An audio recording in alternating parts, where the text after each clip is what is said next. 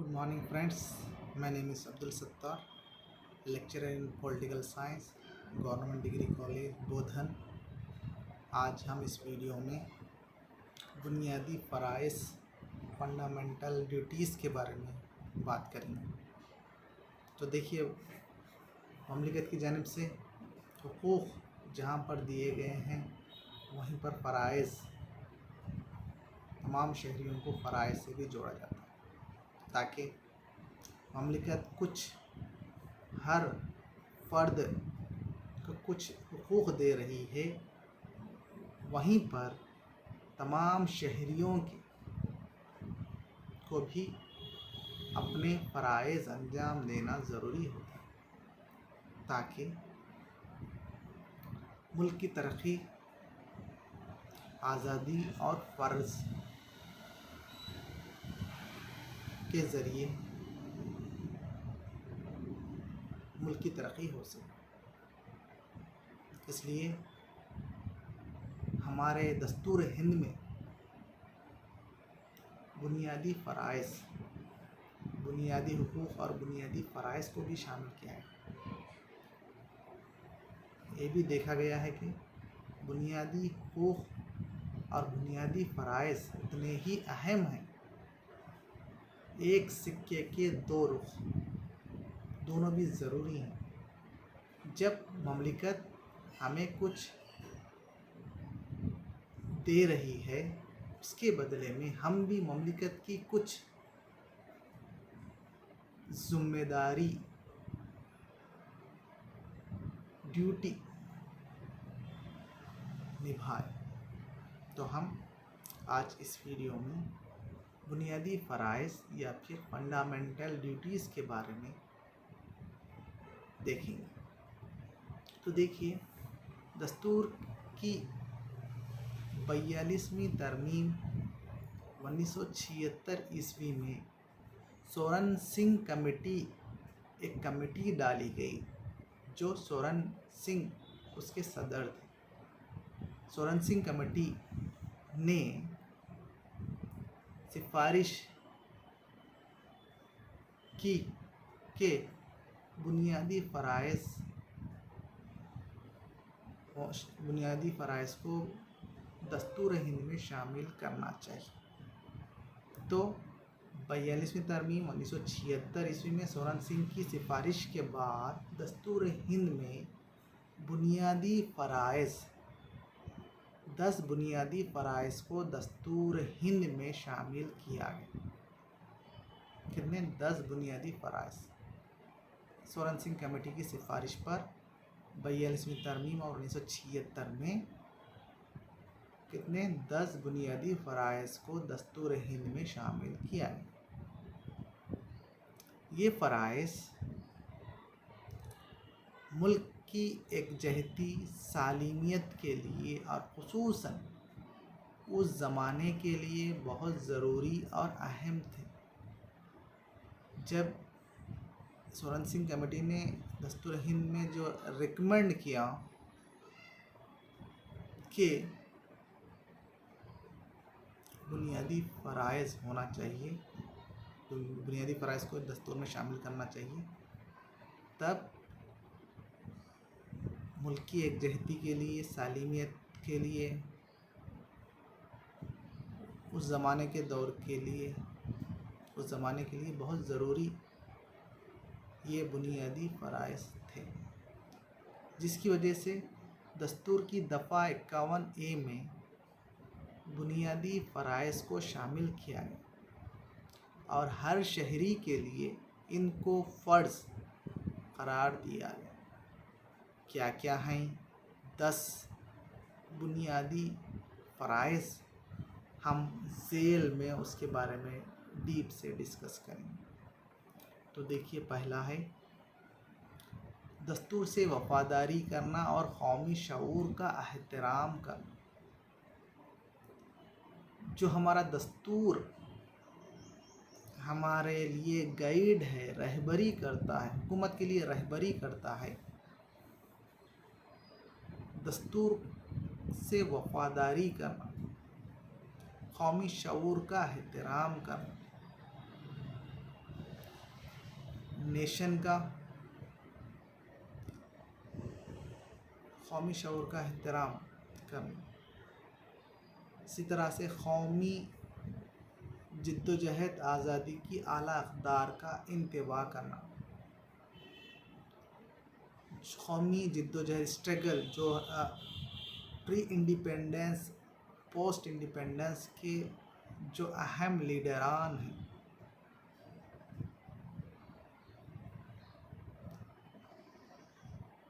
ان کا احترام کرنا، ملک کے اقتدار اعلیٰ اتحاد یکجہتی کا تحفظ کرنا، ملک کا جو اقتدار اعلیٰ ہوتا ہے اس کا احترام کرنا، کیونکہ وہ ایک باوقار عہدہ ہے جس کو عوام اپنے رائے دہی کے ذریعے انتخاب کرتی ہے اور وہ تمام اختیارات کا مالک ہوتا ہے۔ اتحاد و یکجہتی کا مظاہرہ کرنا تاکہ یکجہتی کا تحفظ ہو سکے۔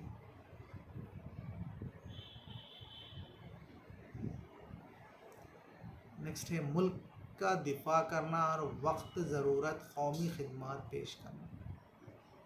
ملک کا دفاع کرنا، جو بھی حالات سنگین حالات ہیں تو ملک کے لیے وہ سنگین حالات کو دور کرنے کے لیے یا پھر جنگی حالات کو کے وقت ملک کے فیور میں ڈیفنس کرنا، آرمی میں شریک ہونا ہی ضروری نہیں بلکہ کئی طریقے ہیں ملک کی تحفظ کرنے کے لیے یا پھر ملک کا دفاع کرنے کے لیے۔ فائنانشل ڈونیٹ کر سکتے ہیں ہم اور اویئرنیس پہنچا سکتے ہیں، اور جو آرمی ہے ان کے لیے ہم ایک جو ہے نا ایک حکومت کا اور آرمی کا حوصلہ بڑھا سکتے ہیں۔ قومی خدمت کرنا، جیسے آج ہمارا ملک کرونا وائرس کی وجہ سے نازک حالت آئے ہیں، ویسے وقت کئی سوسائٹیز قومی خدمت پیش کر رہے ہیں، ان کے تدفین کے لیے ان کی آخری رسومات کر رہے ہیں، دوسروں کو کھانا یعنی کہ جو غریب ہیں جو کمائے بغیر جو ہے نا نہیں کھا سکتے، غریبوں کو کھانا پہنچا رہے ہیں، اپنے اپنے طور پر قومی خدمات پیش کرنا۔ نیکسٹ ہے ہمارے مرکب تہذیب اور ثقافت کی حفاظت کرنا۔ تہذیب، کلچر،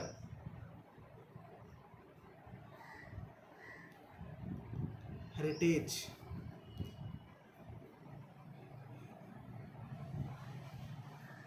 ہمارے مرکب تہذیب اور ثقافت کی حفاظت کرنا، کلچر و تمدن کی حفاظت کرنا، جو ہمارا تہذیب ہے، ثقافت ہے، کلچر ہے، اس کو پروموٹ کرنا، ہندوستانی کلچر کو تہذیب کو پروان چڑھانا۔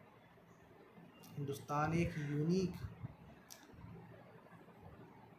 یونٹی ان ڈائیورسٹی ہے، وہ یونٹی اینڈ ڈائیورسٹی جو کلچر ہے ہندوستان کا اس کی حفاظت کرنا،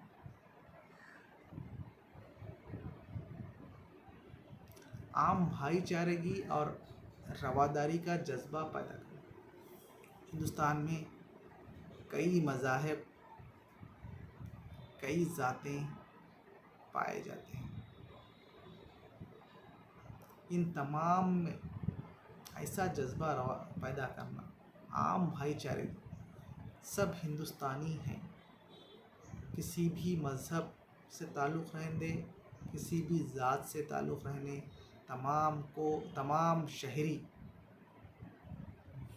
بھائی چارگی کے ذریعے اور رواداری کا جذبہ پیدا کرنا، تاکہ جب تمام ملک کے اندرونی حالات میں کسی قسم کا لڑائی جھگڑا نہیں ہے تو ملک کی ترقی بھی آسانی سے ہو سکتی ہے۔ نیکسٹ ہے ماحولیات کی حفاظت کرنا اور ترقی دینا۔ ماحولیات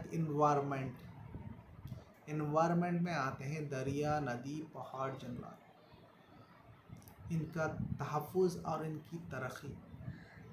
دریا ہے، دریا کی صاف ستھرا، ندی ہے، ندی کو جو ہے نا صاف ستھرا رکھنا، کچرا کوڑے سے جو ہے نا ندی میں نہیں بہانا۔ پہاڑ ہیں، جنگلات ہیں، ان کی حفاظت، پہاڑوں کی حفاظت، تاکہ ایکو سسٹم برقرار رہ سکے اور انوائرمنٹ صحیح ہو سکے، ملک ماحولیات کی حفاظت کے ساتھ اور اس کی ماحولیات کی ترقی ہو سکے۔ جنگلات میں اضافے سے جو آکسیجن کی آج کل جو کمی ہو رہی ہے، پیور آکسیجن جو پرسنٹیج ہے ہوا میں وہ کم ہوتا چلا ہے۔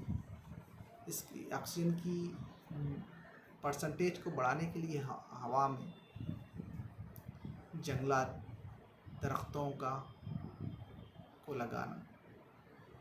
نیکسٹ ہے سائنسی تحقیق، انسانی جذبے اور اصلاحات کو ترقی دینا۔ سائنسی تحقیق،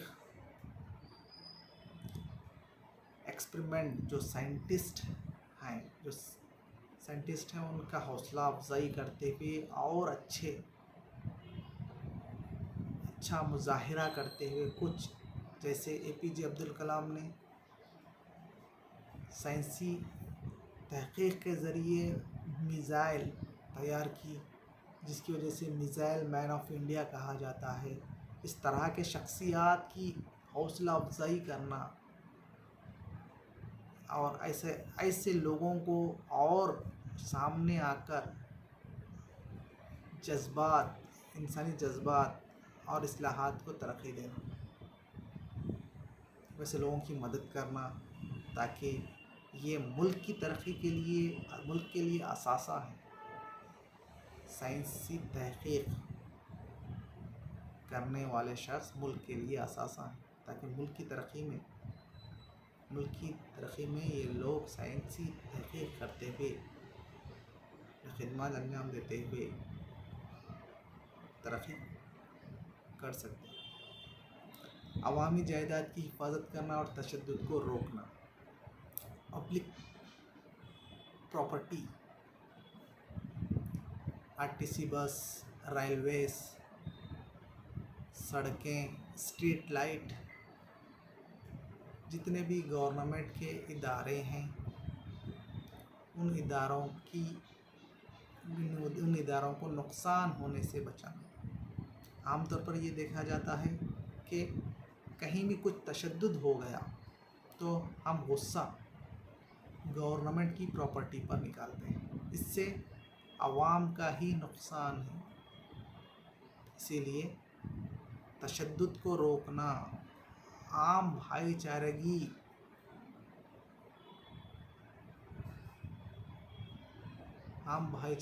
کا مظاہرہ کرنا، یکجہتی کا مظاہرہ کرنا، اور عوامی جائیداد کی جو حفاظت ہو سکتی ہے، عوامی جائیداد کی حفاظت کرنا۔ تمام انفرادی اور اجتماعی سرگرمیوں کو بہتر بنانے کے لیے کوشش کریں۔ تمام انڈیویجول اینڈ اجتماعی کل سرگرمیاں، ایسے پروگرام بنانا جو انفرادی کے ساتھ ساتھ اجتماعی فائدہ بھی ہو۔